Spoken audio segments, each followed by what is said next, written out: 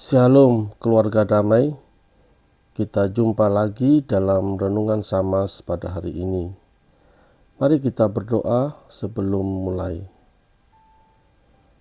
Bapa di surga, yang kami puji dan kami sembah di dalam nama Tuhan kami Yesus Kristus, oleh karena tuntunan Roh Kudus, kami akan bersama-sama merenungkan firman Tuhan. Karena itu tolonglah kami ya Tuhan, agar kami dapat memahaminya dan dapat melakukannya di dalam hidup kami sehari-hari. Di dalam nama Tuhan Yesus kami berdoa. Amin. Sobat Samas yang terkasih, di kota Winsberg, Jerman, terdapat suatu benteng kuno yang saat ini merupakan satu daerah tujuan wisata. Menurut legenda, pada tahun 1141, pasukan musuh mengepung benteng dan mengisolasi penduduk kota di dalamnya. Untuk alasan kemanusiaan, komandan musuh mengirim pesan ke dalam benteng bahwa sebelum dia menyerang secara besar-besaran, dia akan membiarkan wanita dan anak-anak meninggalkan benteng dan pergi dengan bebas. Setelah bernegosiasi berkali-kali, akhirnya komandan musuh menyetujui untuk membiarkan wanita dan anak-anak membawa barang paling berharga yang dimilikinya, tetapi dengan syarat bahwa barang-barang tersebut harus mereka bawa sendiri. Pada hari dan saat yang ditentukan, komandan musuh dan para anak buahnya tercengang dan terkejut. Ternyata para wanita mulai berbaris keluar benteng dengan menggendong suami mereka di punggungnya masing-masing. Mengharukan, bukan? Keluarga damai yang terkasih, sesuatu yang kita hargai pasti akan kita perjuangkan. Apalagi keluarga kita. Kita pasti akan melayani keluarga kita dalam keadaan apapun dengan rasa cinta yang besar. Bukankah kemanapun kita akan pergi, pasti kembali ke keluarga kita? Kita harus bangga dan mengasihi keluarga kita dengan melayani satu terhadap yang lain dengan penuh kasih. 1 Petrus 4 ayat 10 berbunyi demikian.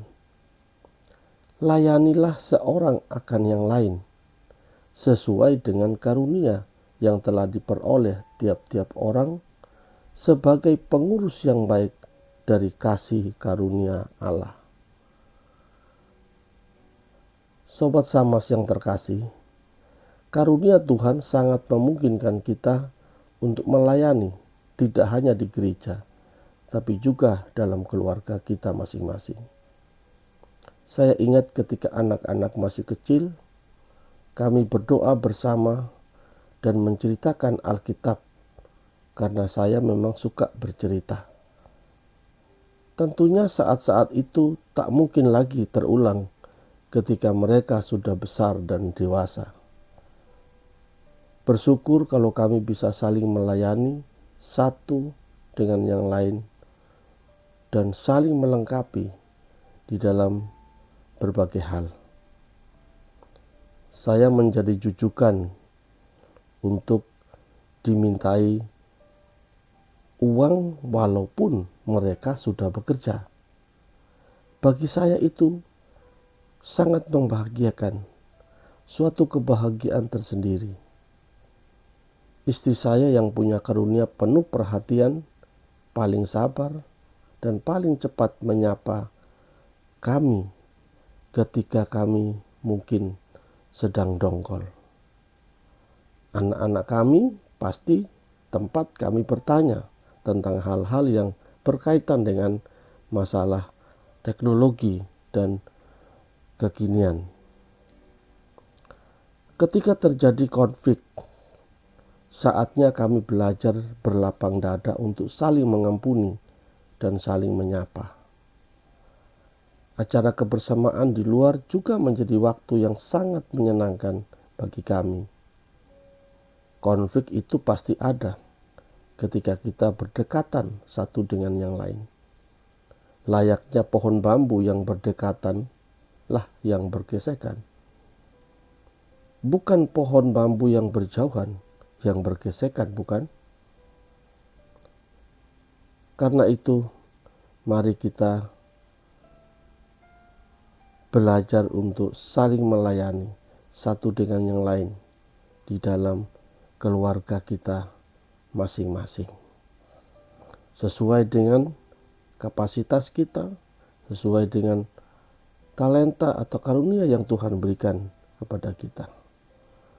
Saya yakin dan percaya ketika kita melakukan hal itu akan menjadi sebuah momen yang tak terlupakan bagi anggota keluarga kita satu terhadap yang lain.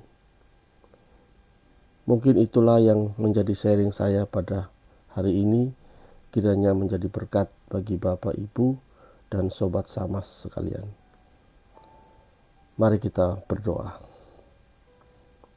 Tuhan, dasar pelayanan kami satu-satunya adalah kasih, karena tanpa kasih yang tulus, kami sesungguhnya hanya berpura-pura.